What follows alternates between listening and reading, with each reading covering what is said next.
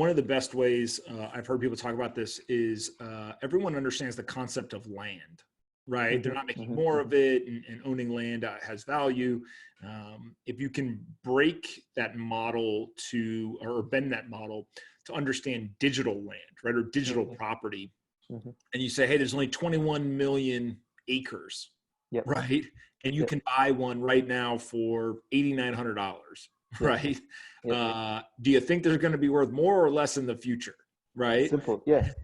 And by the way, look, just like land, there's price fluctuations. Sometimes certain areas it's more valuable or less valuable. Right. But generally over long periods of time, the scarce assets rise in price. And that has to do with one, there being more desirability, but also two, it's actually the currency being devalued against the scarce asset. Right? Meaning that the US dollar or whatever is losing purchasing power. And so it takes more of those dollars to buy that same asset. And when people hear that, I think that kind of clicks and say, oh, wait, that is interesting. Explain that more. Yeah. So you just mentioned two forces there that basically are inversely correlated, but they drive each other, which is the devaluing of the current currency that we're using to price this new thing, but also the scarcity and the fixed supply of this new thing, which can't, once people understand that it can't be printed or you can't make more of it, the common sense thing is, all right, well, infinite, finite, that's where more value is. But then you've also got the third piece, like, let's argue that someone could create something that is finite in supply, but it's completely useless. That probably won't accrue value. So like if we look at Bitcoin, it is fundamentally useful. It's digital, divisible, portable. It's got all these sorts of incredible primitives. Another one that I was discussing yesterday with someone was, and this is something that I've experienced firsthand as a fintech company. For us, for example, to be able to accept credit card payments to help people buy Bitcoin, man, I'm about 2.5 or 3 weeks through a due diligence process with so much paperwork, so much checks, so much garbage that like I can't even explain to you how much time and effort has been wasted just to give us as a company the permission to help somebody buy a product called Bitcoin.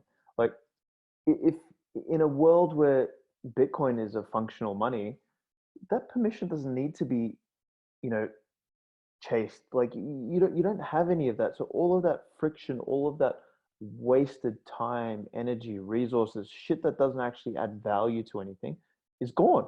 Like you literally throw that out. Like I think even Jack Dorsey was talking about it. He was saying, Square is a fintech company, but it's fundamentally unable to operate like an internet company because of all of these jurisdictional limits that exist because of the current fragmented, horse and buggy financial system that we have. Like Bitcoin is completely and entirely different beast. It's that, coming back to a Peter Thielism, right? It's the 0 to 1. It looks nothing like the existing financial system, and that therein lies the innovation. It's not, all these fintech bros running around trying to augment the existing financial system and make some things faster and build some new API and all this. That's all cool and well, it's cute basically, but it's not a fundamental reinvention. It's nothing new. It's not an iPhone versus a Nokia banana phone. Like it's a complete reinvention of money, payments, and all in the one stack.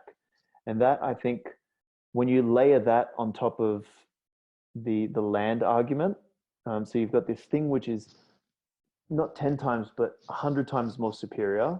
And then you say it's finite in supply.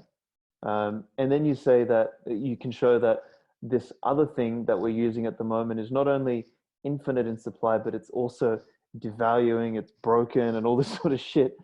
Like you literally have to be a maniac or a moron or ignorant, or I don't know what you have to be to sort of dismiss Bitcoin as a scam. Like I literally don't get it anymore. Like I see no reason why someone shouldn't have not only, you know, some of their wealth in Bitcoin, but any wealth that they actually value in Bitcoin. Simple as that.